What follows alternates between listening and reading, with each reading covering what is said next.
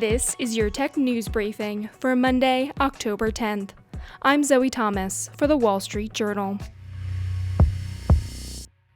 Last week, President Biden signed an executive order that would give Europeans a new right to challenge U.S. government surveillance practices against them. The move is a key step in enacting a data privacy deal between the U.S. and the EU, one that has taken years to reach. At the heart of the issue is whether companies can store the data of Europeans on U.S. soil, which is key for U.S. tech giants, because if they can't, then some of those companies say they'll have to pull out of Europe.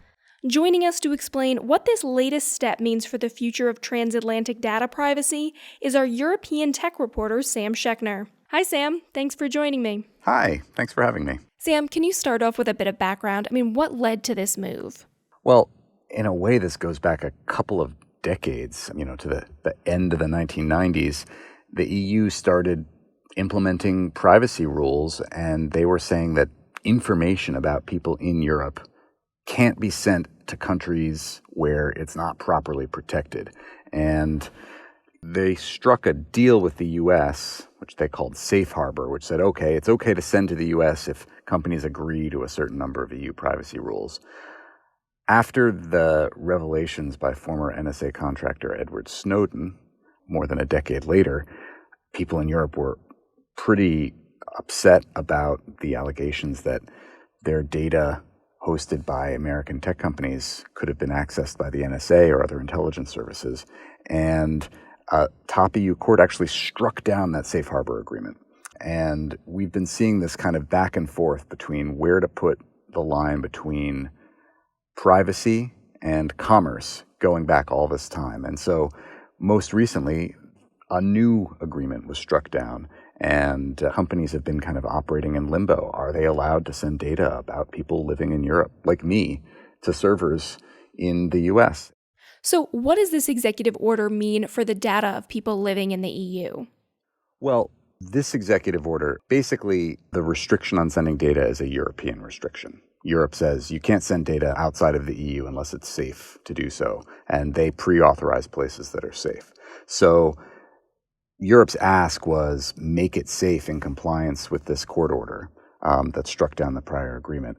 This is the U.S. executive order that seeks to do that based on negotiations with the European Commission. The reason that this agreement that allowed the data to be sent was struck down was that an EU court said that Europeans didn't have really actionable rights to do anything about the surveillance if they thought they were being improperly surveilled, and that there needed to be more legal redress. And so what this new agreement includes is, on one hand, new guidelines and guardrails against what the EU and US would call disproportionate surveillance, a surveillance that might seek to repress dissent, and then also this redress that the EU court had asked for. And it creates a new entity called the Data Protection Review Court that could give a secondary review to cases. If Europeans complain in the EU, their complaints can be sent to this court for a kind of adjudication eventually. So what happens now that this executive order has been signed? Well, in the EU, the executive arm called the European Commission is going to review the executive order and see if it matches what they've been asking for. Both the US and the Commission really want to make sure that this survives what will be an inevitable court review. It's going to go back to the same court that struck down the prior agreement. So both the European Commission and the US want to make sure this deal survives a court review, and that's why they negotiated it this way. An EU official on Friday said that they were confident that they could defend this new data agreement against legal challenges, which suggests that they're likely to give the executive order that rubber stamp approval called adequacy, which will allow companies to send their data more freely from the EU to the US. All right, what does this mean, though, for tech companies, and particularly for some of the biggest U.S. tech companies? In essence, this helps remove some of the uncertainty that they're facing about the future of these data transfers. After the last court decision, there have been some cases moving through with EU privacy regulators that could have had a really severe impact on, for instance, Meta. There is a pending order that Meta should stop both Facebook and Instagram from sending any data about Europeans to the US.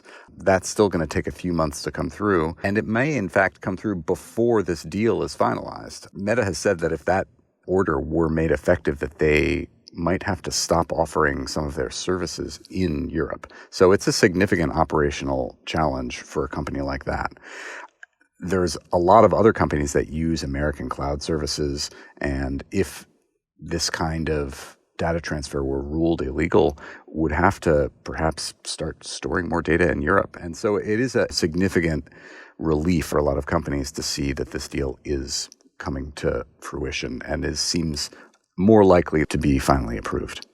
Okay, we'll have to leave it there. That's our European tech reporter, Sam Schechner. Thanks for joining us, Sam. Always a pleasure. And that's it for today's Tech News Briefing. If you want more tech stories, check out our website, WSJ.com. And if you like our show, please rate and review it. You can do that wherever you get your podcasts. I'm Zoe Thomas for the Wall Street Journal. Thanks for listening.